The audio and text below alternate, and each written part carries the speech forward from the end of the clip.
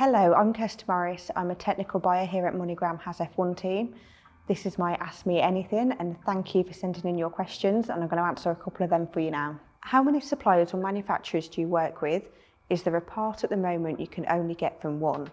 Well, currently we have 180 active suppliers for on-car components, but we do have a few single source items which are mainly mandated by the FIA. Very interested to know how you got into technical buying from a motorsport team. What kinds of experience and skills do you need to have that kind of job? Everyone's journey into the role is different. For me, I have a background in technical manufacturing as well as global sporting events, but most of all a passion within motorsport inside and outside of work. I would say the key skills for this role would definitely be organisation, attention to details and being able to adapt to an ever-changing environment.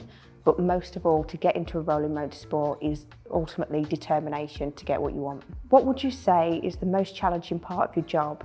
My most challenging part is definitely the tight turnarounds in between races. Sometimes we only have a day or two to turn items around and get them back out to the next event. How has it been ensuring critical parts are delivered in time around the supply chain challenges the world is seeing? Supply chain is always a challenge and with many influences which can affect delivery. Most of our suppliers are geared up and in tune with our needs throughout the year.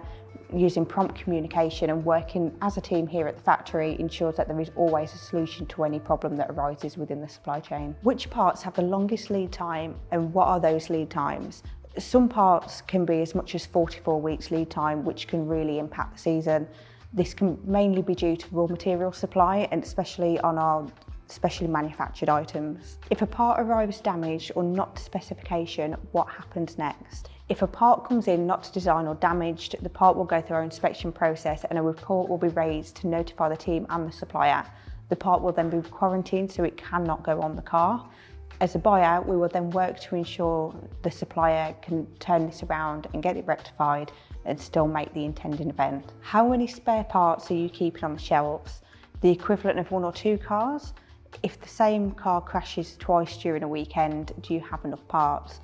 As a general rule of thumb, we keep a minimum of 2 cars worth, but when freight allows, we do bring more. What are your primary responsibilities as a technical buyer, and how do you stay updated with the latest advancements in Formula 1 technology and materials? My main responsibilities as a technical buyer are ensuring that all the parts are delivered on time, to the best cost and to the right specification. We're very lucky to have a really good design office which keep us up to date with all the latest advancements in technology, as well as working very closely with our suppliers, and they just keep us up to date on everything that's going and moving within the Formula 1 world. How far in advance do you need to place the orders for standard parts you know you'll need throughout the season? So we plan as far in advance as we possibly can for our standard parts that we know that we'll need. Ideally, we'll start planning around June time for the next season and work with our supplier lead times and constantly in contact just to make sure that things will be here as and when we need them. Obviously things can change in the Formula 1 world, and technology constantly changing will mean that we need to start thinking about things sooner rather than later. Do you purchase doors? Not as often as you'd think.